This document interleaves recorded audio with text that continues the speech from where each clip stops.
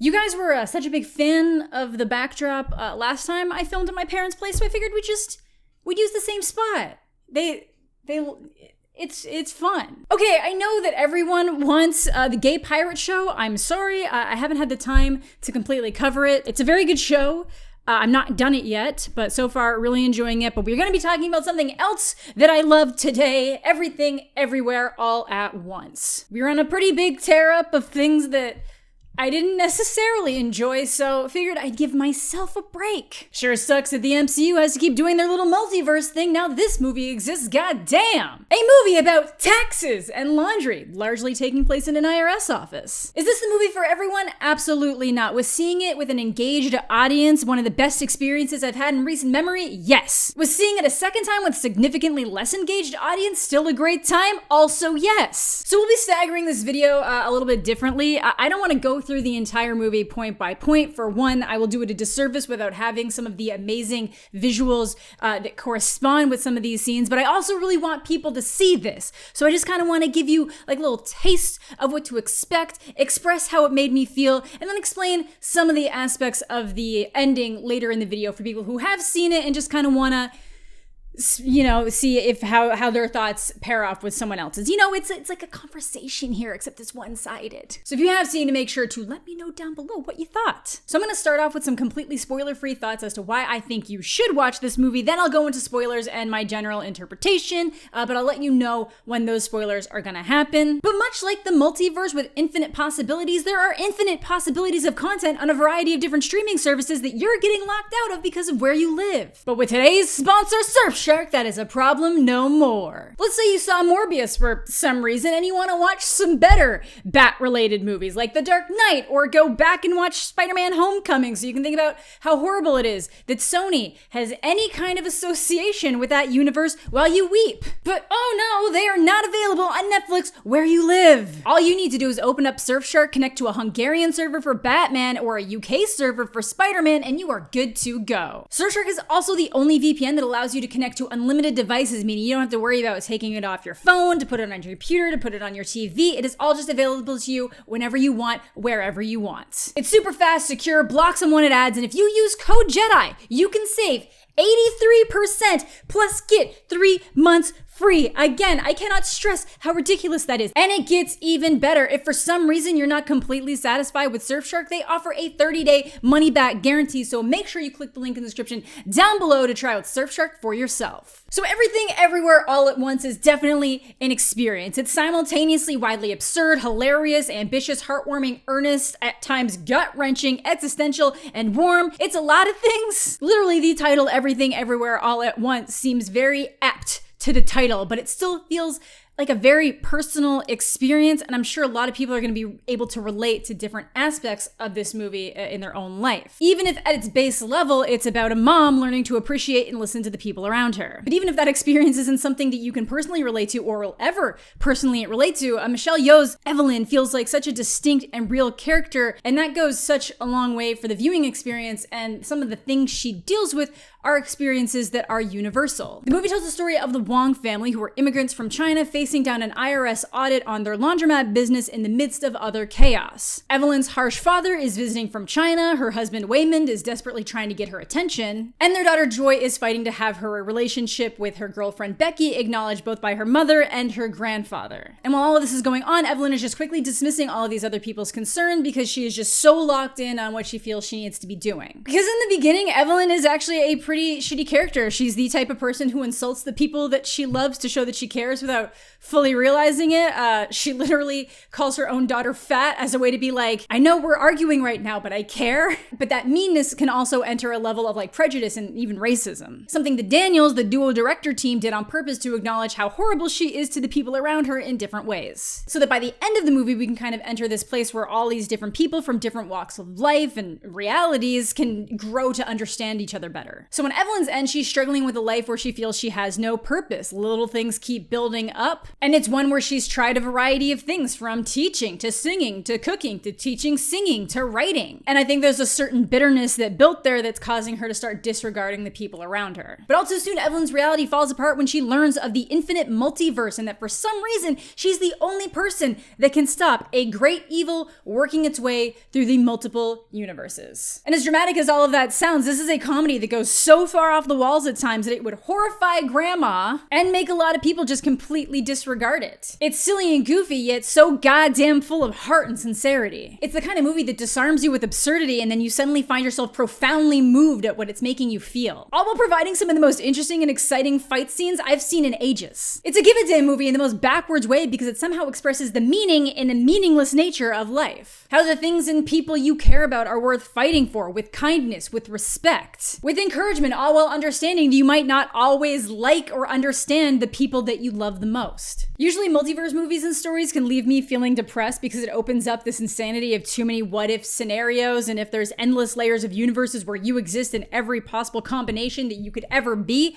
what's the point of anything? Loki, for example, by the end just filled me with such existential dread, it made me feel bad. But this movie acknowledges all of that infinite possibilities can make it real hard to engage with what you have right in front of you, especially if you reach a state where you are constantly aware of those other universes existing. But at the end of the day, this is the life you have with the people you love and the one you should be fighting for. Because in a world where nothing matters, all those things matter more. And the multiverse in this movie is really interesting in that it exists as a traditional, what you would expect when you think multiverse, but also exists to reflect an aspect of the reality we live in. All the chaos around us, but finding the people that matter in that chaos, and pushing to keep those things front and center while tuning out the rest. If you've been around my channel for a while, I hope you've realized that these are the type of movies that tend to hit me the hardest. Movies that explore what it means to be human, giving a damn through the bullshit and fighting to find the things that make us happy. So if Everything Everywhere All at Once sounds interesting to you, I strongly urge you to go out and check it. I think it's really important to support these smaller projects. I know that it had like the Russo brothers backing it, but it's still a $25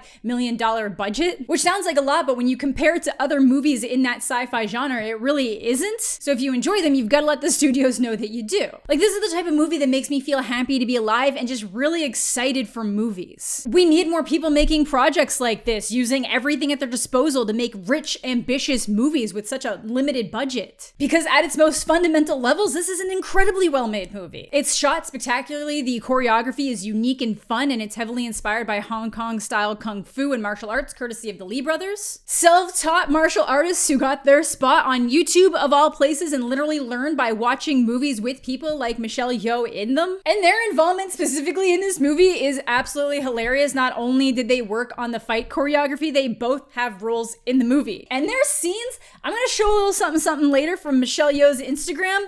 It's amazing. These special and visual effects are also just incredible and handled by a team of 5 and 7 respectively. We ended up having almost 500 visual effects shots, but we did that with mostly just 5 people. Which is astounding considering the quality that you end up with. The performances from the main cast are really strong and work really well with each other. It was amazing to see Michelle Yeoh in a lead role, and I am so happy that Daniels gave her the opportunity to do so, and in a way that drew from so many different aspects of her career. At times, literally using shots from her career to really give her a platform to shine. In a lot of ways, it feels like a love letter to her career, but I think that's because it's a love letter to the Daniels' favorite movies. But I knew that Michelle was gonna be amazing. It was Quan, and I'm so sorry if I butchered that name, as Waymond that really surprised me and honestly stole so much of the show. You may recognize him as Short Round from Indiana Jones or Data from The Goonies, and after 2 decades of not acting because he wasn't able to get the opportunities to do so, he is here, brightening up our days again because the Daniels gave someone a chance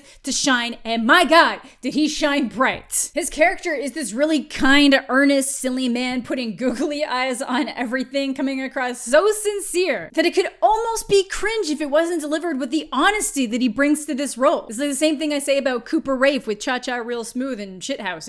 It works for some people. And he's a man doing his best trying to hold everything together with his family while also being the optimist. He provides a really amazing parallel to yeoh's Evelyn, who's so aggressive, abrasive, and downright horrible at times, and her natural instinct is to fight with that aggression, where he's making the choice to fight with kindness. However, as another universe version of Waymond, he kicks ass, and like yeoh, Quan does his own fight scenes. Then on top of that, the movie itself is just brimming with creative ideas, visual and verbal comedy. When they do the scene of Evelyn being pulled through different universes, that backing shot was from footage that Daniel Kwan, one of the directors, got by just strapping a little camera to himself and walking around to different locations. Then they just had Michelle act on a green screen with LED panels next to her to make it feel like it was all surrounding her. It's just really creative and super fun. They also did a lot of the filming during COVID when actors couldn't always be together, so they had to get really creative, like a director pretending to be Jamie Lee Curtis pulling Michelle through a truck window, Waymond having a conversation with Evelyn, but they're not in the vehicle at the same time. And you'd never know that these were the type of restrictions they were dealing with in the final project. There is an argument to be made that the movie might be trying to tackle too many ideas and too many aspects of Evelyn's life, and maybe it should have cut down on some. But life isn't like that. At any given moment, you are juggling multiple connections, the dynamic with your parents, your partner, your kid, the people around you, your work, and how all those people are dealing with their own struggles too. So often the challenge is learning to empathize with that. Every version of a person in different universes exists in this, from piñatas to drawings to hot dog fingers to one of the most emotionally resonant scenes in a movie, which is a conversation between two rocks. Fucking rocks. And then on top of that, there's fights with dildos and butt plug awards. It's insanity. But if you're someone who struggles with meaning, purpose, and the futility of it all, this movie should leave you with the idea that through all the failures, the struggles, the hopelessness, it's worth it. One of the conversations in the movies goes over the fact that sometimes we're really only given specks of time where things are good and happy and great. And that's not a reason to despair. It's a reason to cherish those specks all the more. So that's it for my general spoiler-free thoughts. Now I'm gonna go into some of the specifics that I really liked and just general interpretations of things, aka spoiler time. So as established, this movie starts off in total chaos. They are in the process of being audited, but Waymond is dancing with customers, talking about how much happier the clothing is upstairs.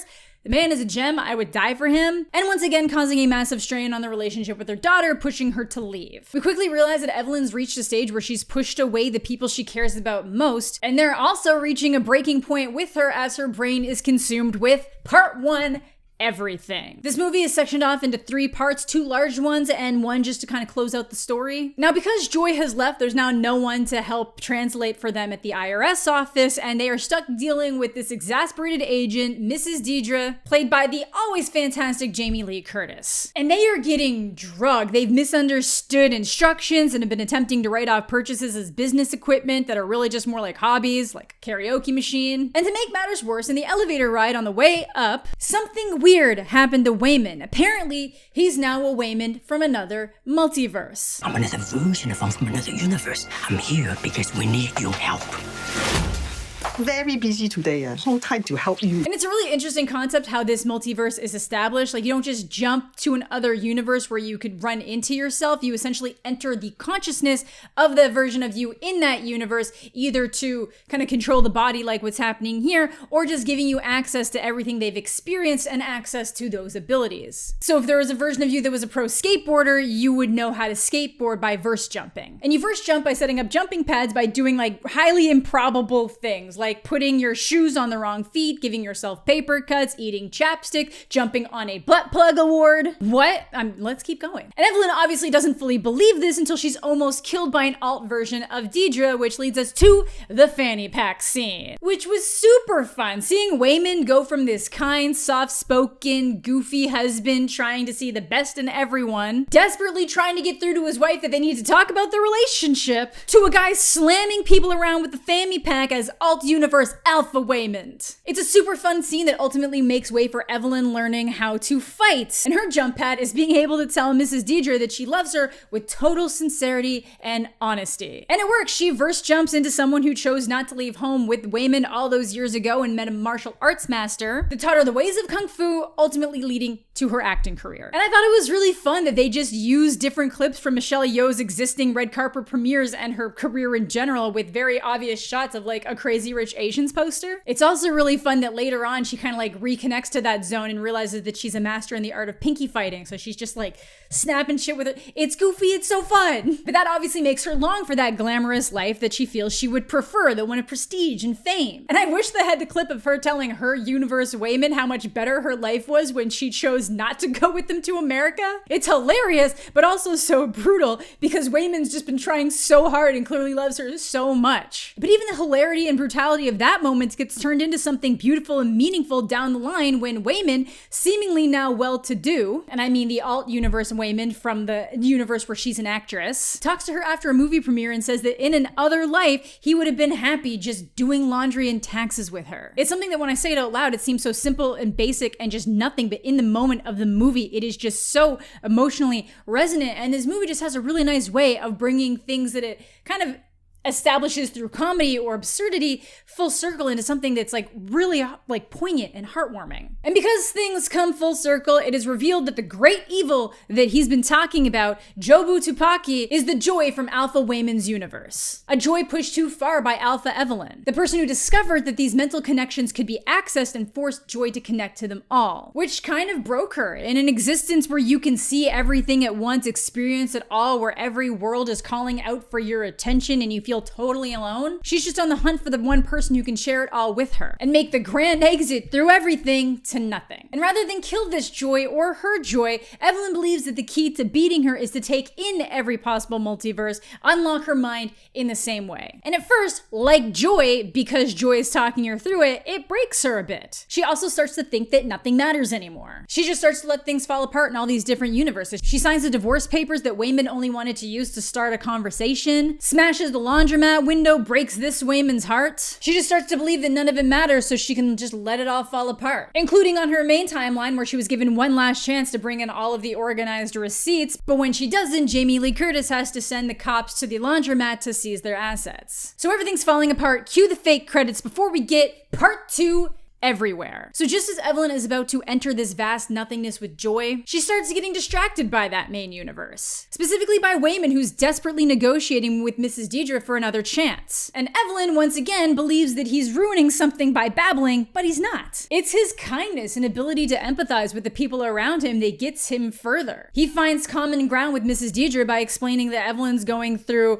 a bit of a situation due to the divorce conversation because Mrs. Deidre was also left by her husband. So we're now being shown a more humane side of this woman who until now has just existed as varying types of villain. Hell, even in a universe where everyone has hot dogs for fingers, Deidre and Evelyn are together. Initially horrifying her and hilarious to us as an audience, ends up turning into something so heartfelt and wonderful. So Evelyn starts to realize that there is some meaning and beauty in all of these different existences. You've got a story here about a woman who's overcoming the shame she feels from her overbearing father, the neglect she's shown in her own relationship and not appreciating Waymond. How she's been unintentionally reflecting that same behaviors towards her daughter that she faced from her father, pushing her away in the same ways. And the movie is doing this while huge dudes are cannonballing their asses onto butt plugs. How can a movie that includes two dudes fighting tooth and nail to ass plant on some butt plugs be this heartwarming? Ultimately, it's a combination of the different Waymonds talking that makes Evelyn realize that there's a better way to make it through this, that life is worth it. And it's not by brutally fighting or giving up or being mean, it's by realizing that no one really knows what's going on ever, so we should all just be a little more kind. Even in the universe she believed was perfect, where she was the star, Waymond specifically talks about how his kindness is a choice and he knows that people see it as a weakness, but it's the choice that he makes. And all of these moments are happening at the same time, speeches interchanging through different iterations of the same characters in different lives, timelines, locations, and it's really beautiful how well it all comes together. Like, I feel when I explain it, it seems confusing or exhausting, but when you're watching the movie, I guarantee you it all works. So now Evelyn is fighting her way through Jobu Tupaki's warriors, not with violence, but by using her ability to see everything to help them find the things they want the most. most. Which brings us to Joy, still hellbent on ending her existence, but Evelyn won't let go. She finally stands up to her father and says she doesn't regret anything in her life, how Joy was lucky enough to find someone who understood her and was patient and kind, just like Waymond, but with Becky, her girlfriend, revealing to him that she has a girlfriend, which was something that Joy wanted all along, and finally confronts him on how easy it was for him to let her go all those years ago. It's a major growth moment from her, but it feels a little bit too late for Joy. She's tired, she's never felt comfortable, she feels like anytime she tries, she's just disregarded, so she wants Evelyn to let her go. And for a split second, she almost does. But then she starts thinking back to all the good moments, to the strong moments, to the joy and happiness, and points out that, yeah, no, I'm not perfect, but you also don't always make an effort. You never call, you never come around unless you need something, and yeah, we don't always like each other. But at the end of the day, Of all the places I could be, I just want to be here with you.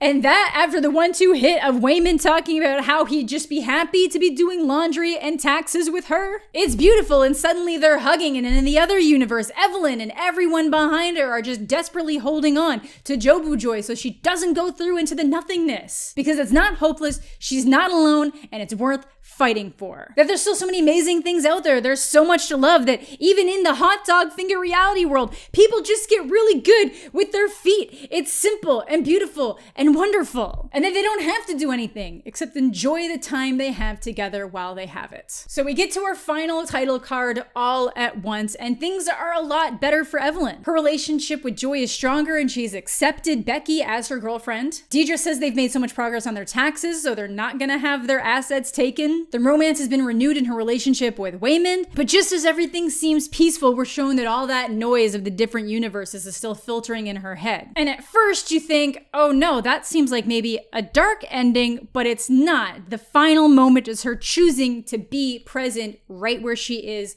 with the people she loves and what matters. And that's life. Things are constantly falling apart around us. Things are so stressful. The world can feel like a disaster. But by taking the time to connect to the people around us, the people that we love, and showing them that love, understanding, and kindness, the world can be a much better place. And it's not to disregard all the horrible things that are out there. It's just making the different choices to go forward in a less cynical way. I don't even know where to begin with so much of this movie. There's obviously a lot of jokes and comedic bits that I've left out so that you can enjoy them for yourself. I feel like I don't know if I was able to fully express how truly funny so much of this is, even in the moments where it is like hitting you with something really emotionally resonant, but like, my God, what an experience. So that's gonna do it for my video here on Everything Everywhere All at Once. If you have seen the movie, let me know what you're thinking down below. It seems to be pretty popular. There's like the handful of outliers who just really don't like this movie, but most people who like it seem to really enjoy it. So let me know what some of your thoughts are down below. I'm sure there's a lot of stuff that I didn't even touch on that I wanted to, because I just want to see it so many more times to catch all these nice little details. There's so many interesting stories from the production side of it that I'd love to get into, but I just really wanted to kind of like express my thoughts here, why I loved it, why I think you should go see it. So that is going to do it for today's video. Thank you all so much for watching. Thanks as always to my Patreon supporters. Subscribe to the channel. If you're new, leave a like on the video. If you're into that kind of thing, hope you're all having a fantastic day. I'm mostly okay, and we'll catch you all later.